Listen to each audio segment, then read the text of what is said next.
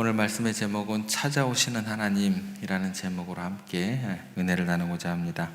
우리 삶이 종종 이제 한계와 절망으로 우리가 맞닥뜨리게 되고 종종 경험하게 됩니다.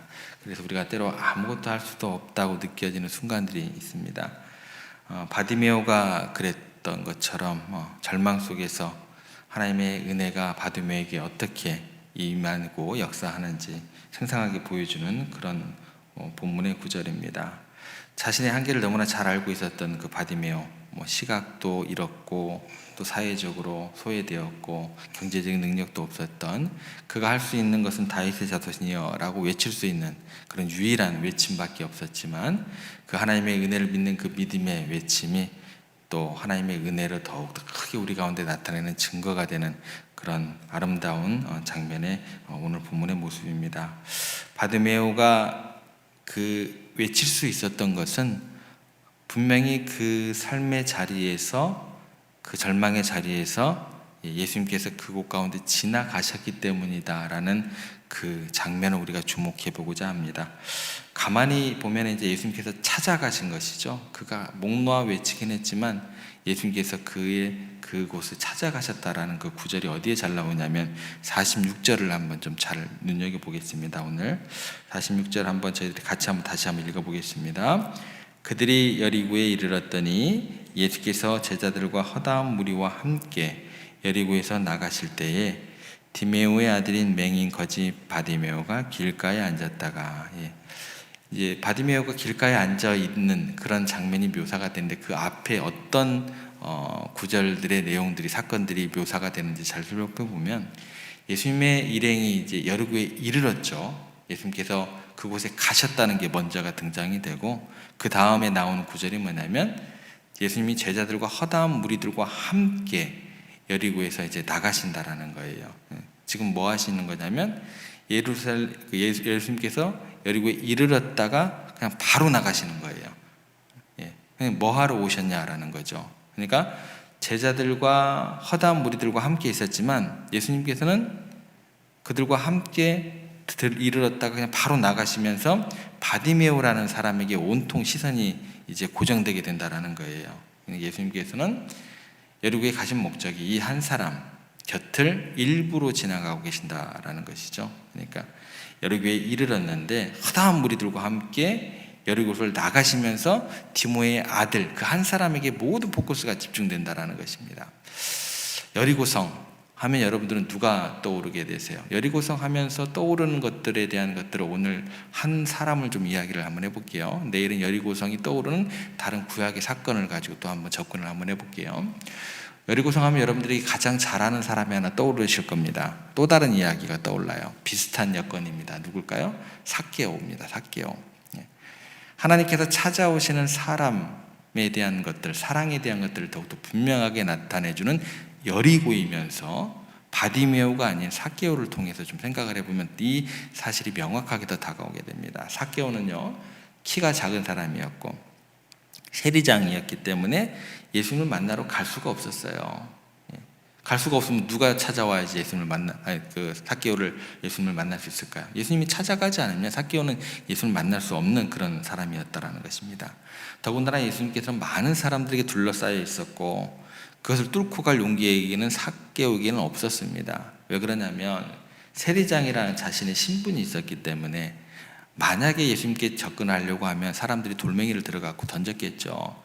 또 키가 작았죠. 아무리 멀리서 아무리 뛰어도 예수님을 볼 수 없는 그런 신체적인 한계도 있었다라는 것입니다. 그래서 삭개오가 선택한 건 딱 하나예요.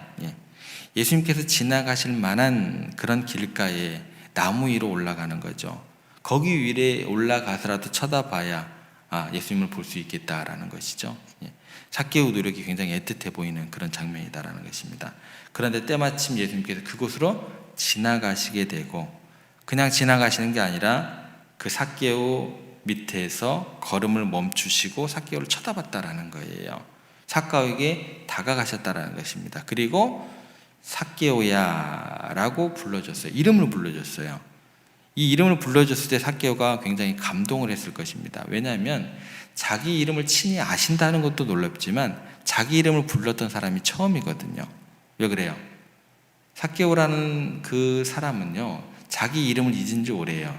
사람들이 저 세리장이야 세리장, 죄인이야 죄인 이렇게 불렀지 삭개오라고 부른 사람이 없었거든요. 그래서 성경에서도 뭐라고 기록되어 있냐면 누가 어찌하여 저 죄인의 집에 들어가냐라고 이야기를 하지 삭개오의 집에 들어갔다는 표현이 있을까요 없을까요? 없어요. 죄인의 집에 들어갔다라는 표현이 나오게 됩니다. 그런데 누가 찾아가신 거예요? 예수님께서 찾아가신 거다라는 것입니다.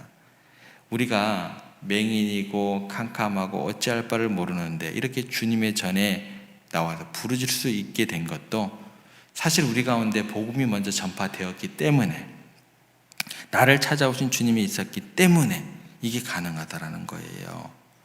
우리의 무능함과 한계에도 불구하고 하나님께서 우리를 먼저 찾아오신다는 거예요. 우리를 구원하기 위해서 먼저 부르시고 찾아오신다는 것입니다. 그래서 이 하나님의 찾아오심은요, 인류의 역사의 시작점인 에덴 동산에서부터 먼저 시작되는 것이 상징적으로 나타나게 돼요. 에덴 동산에서 아담과 하와가 범죄를 했습니다. 그때 이 사람들이 취했던 행동이 있습니다. 뭘까요? 하나님의 낯을 피해서 숨어버렸습니다. 숨어 있었어요. 그런데 하나님께서 지나가시면서 찾아오신다라는 거예요. 그리고 뭐라고 하냐면 아담아 아담아 네가 어디 있느냐 라고 부르시면서 먼저 찾아오셨지, 아담과 하와가 하나님 우리 너무 힘들어요 그렇게 하니까 하나님께서 찾아온 것이 아니다라는 거예요. 누가 먼저 찾아오신다고요? 하나님께서 먼저 찾아오신다라는 거예요. 성경은 이스라엘 백성들을 통해서도 역사를 통해서도 지속적으로 찾아오심을 증거해 주십니다. 이스라엘 백성들이 애굽에서 울부짖을 때 누구를 억지로 보내요? 가기 싫어요 하는 모세를 억지로 보내세요. 그들을 찾아가 구원하신 분이 누구세요? 하나님이시다라는 거예요. 그러니까 세상의 모든 역사는 길 잃고 방황하는 인류를 찾아오시는 끝없는 하나님의 도전이 누구를 통해 이루어지는 거예요? 우리 예수님을 통해서 이루어졌기 때문에 많은 변화와 또 도전이 주어지게 된다는 것입니다. 그래서 성경은 계속해서 하나님께서 범죄한 인간들을 찾아오는 내용으로 끊임없이 기록이 됩니다. 예를 들어서 호세아 11장 8절에 보면 이렇게 기록되어 있습니다. 이스라엘이여 내가 어찌 너를 버리겠느냐. 절대로 하나님께서 이스라엘을 안 버리시겠다는 거예요. 하나님 백성들을 버리지 않겠다라는 거예요. 내 마음이 내 속에서 돌이켜 나의 긍휼이 온전히 불붙는 듯 하도다. 항상 돌이키시는 거죠. 나의 긍휼을 라는 마음으로 돌이키시는 거예요. 그 긍휼이 불붙는 듯 하다라는 거예요. 그래서 버리지 않는다라는 선언이시다라는 거예요. 호세아의 내용은 어때요?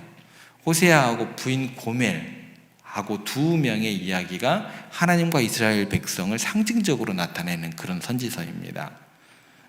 그 거룩한 호세아 선지자에게 처음부터 결혼할 때부터 그 나라에서 가장 깨끗한 여인을 찾아서 결혼하라고 하신 게 아니에요. 가장 음란한 여인을 취해서 결혼하라.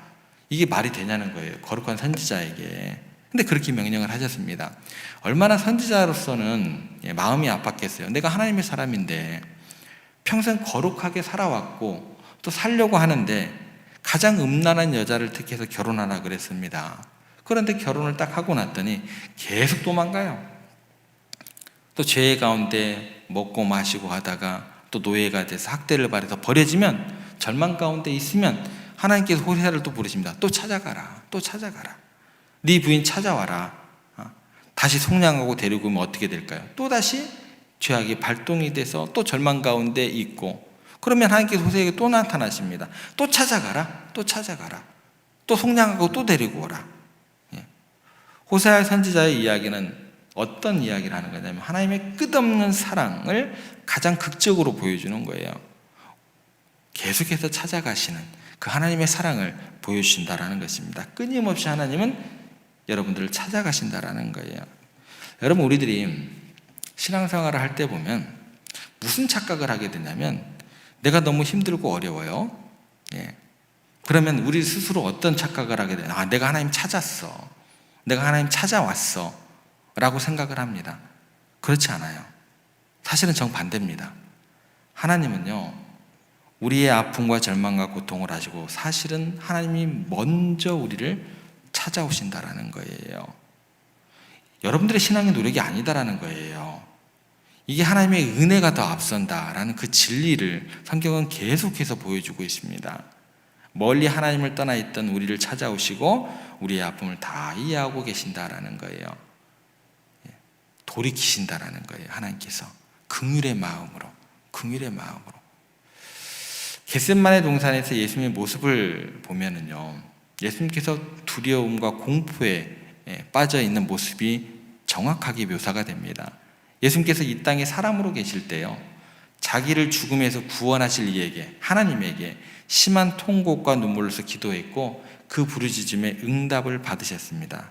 뭐냐면 예수님은 당신이 친히 고통을 겪으셨기 때문에 우리들의 모든 고통을 다 체험하고 아시기 때문에 우리가 어느 곳에서 어느 형편에 있든지 절망에서 울부짖는지 아시고 우리를 먼저 찾아오시는 그런 주님이시다라는 거예요. 그래서 중보자 되시는 분은 예수님 한 분밖에 없는 거예요. 그 누구도 여러분들의 고통과 아픔과 눈물 모릅니다. 예수님밖에 모른다라는 거예요. 그래서 중보자 되시는 예수님 한 분뿐이다라는 거예요. 얼마나 우리를 찾아오기를 원하셨는데, 하늘 그 높은 거룩한 곳에서 이 땅에 낮고 낮은 마국간, 더군다나 십자가까지 찾아오신 분이 우리 예수님이시다라는 것입니다. 그러므로 여러분들은 절대로 혼자라고 생각하시면 안 됩니다. 저는 여러분들을 배신할 수 있어요. 목사는 여러분들을 충분히 실망시킬 수 있는 존재들입니다. 그런데 우리 주님께서는 여러분들을 실망시키지 않으실 것입니다. 하나님은 나를 모를 거라고 생각하시면 안 돼요. 저는 여러분들을 모릅니다. 저는 충분히 모를 수 있어요. 근데 하나님께서는 여러분들을 다 아신다라는 거예요. 하나님은 늘 우리를 찾아오시고 여러분들의 이름을 부르시고 여러분들에게 긍휼한 마음으로 사랑하신다고 이야기하시는 분이심을 꼭 잊지 마시기 바랍니다. 우리의 가장 깊은 외로움과 절망의 순간에도 하나님께서는 우리와 함께 하신다. 이 마음을 얼마나 더 선지자를 통해서 이야기하고 싶으셨냐면, 선지자를 통해서 찾아오시는 모습에 대해서 이렇게 이야기를 합니다. 이사야서 40장 9절 말씀에 보면 이렇게 이야기를 합니다. 아름다운 소식을 시온에 전하는 자여, 너는 높은 산에 오르라. 아름다운 소식을 예루살렘에 전하는 자여, 너는 힘써 소리를 높이라. 두려워하지 말고 소리를 높여 유다의 성읍들에게 이르기를 너희의 하나님을 보라 하라. 어느 때 어느 순간에도 하나님을 바라보는 것을, 하나님께서 여러분을 찾아오시는 하나님이심을 바라보는 것을 놓치시면 안 된다라는 것입니다. 간절히 끊임없이 여러분에게 다가오신 하나님이심을 기억하시기를 바랍니다. 말씀을 정리합니다. 우리의 한계와 또 죄, 또 절망과 아픔 가운데에서 하나님은 포기하지 않으시고 끊임없이 다가오신다. 오늘도 마찬가지고 우리를 부르시고 상처를 하시며 우리에게 긍휼의 마음으로, 사랑의 마음으로 다가오신다라는 것입니다. 그래서 여러분들 오늘 하루의 삶을 살아가시면서 혼자라고 느껴지는 순간이 오늘 여러분들에게 닥쳐온다 할지라도, 절망의 깊은 어둠 속에서 걸어가는 것 같은 그런 하루의 삶이 된다 할지라도 여러분은 결코 혼자가 아님을 말씀을 통해서 믿고 그 동거하시는 여러분들 되시기를 주님의 이름으로 부탁을 드립니다. 그렇게 찾아오시는 하나님, 끝없는 그 사랑과 은혜를 오늘도 믿음으로 고백하면서 그 하나님과 함께 동행하는 여러분들의 오늘 하루의 삶이 되기를 주님의 이름으로 부탁을 드립니다.